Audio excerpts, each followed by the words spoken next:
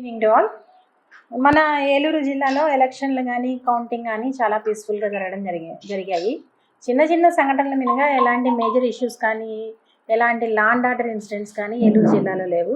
ప్రతి ఒక్కరూ చాలా కష్టపడ్డారు. మా పోలీసులు కానిస్టేబుల్ నుంచి అడిషనల్ ఎస్పీ ర్యాంక్ వరకు హోమ్ గార్డ్స్ కూడా చాలా కష్టపడి పనిచేశారు, డెడికేషన్తో, కమిట్మెంట్తో.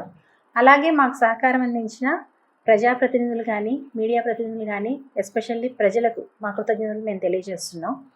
అలాగే కౌంటింగ్ తర్వాత కూడా ఏమన్నా ఇన్సిడెంట్స్ జరుగుతాయేమో, ఎందుకంటే భావోద్వేగాలు చాలా ఎక్కువగా ఉంటాయి ఈ సమయంలో.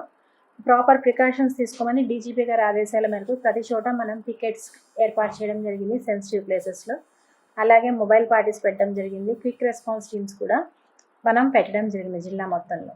దాని ఫలితంగా చిన్న చిన్న సంఘటనలు మినహా ఎలాంటి హత్యలు కానీ వందలాది మంది ఒకరిని కొట్టడం కానీ అట్లాంటి ఇన్సిడెంట్స్ లేవు. So I appreciate everyone for their cooperation. So ఇది కంటిన్యూ అవుతుంది. అట్లానే ఎవరైనా యాంటీ సోషల్ ఎలిమెంట్స్ ఉన్నట్లయితే I warn them very strictly. రోడ్ల మీదకి వచ్చి రౌడీయిజం కనుక ప్రదర్శించినట్లయితే మిగతా జీవితం జైల్లోనే ఉండేటట్టు చూస్తాం.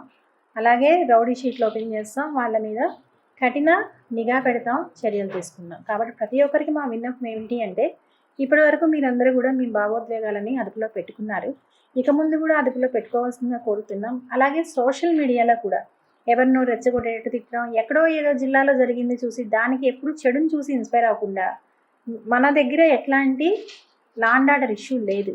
ఏలూరులో కొత్తగా law and order issue create చేసే ప్రయత్నం చేసే వాళ్ళ మీద స్ట్రింజెంట్ యాక్షన్ తీసుకోవడం జరుగుతుంది, కేసులు పెట్టి జైలుకి పంపించడం జరుగుతుంది, అవసరమైతే రౌడీ షీట్లు కూడా ఓపెన్ చేయడం జరుగుతుంది.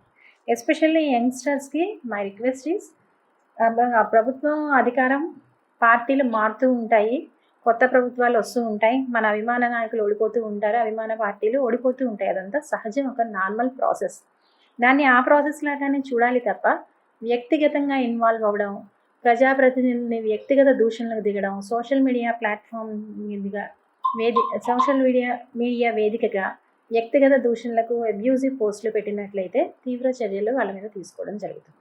ప్రతి ఒక్కరూ పోలీసులు సహకరించవలసిందిగా కోరుతున్నాను. Thank you.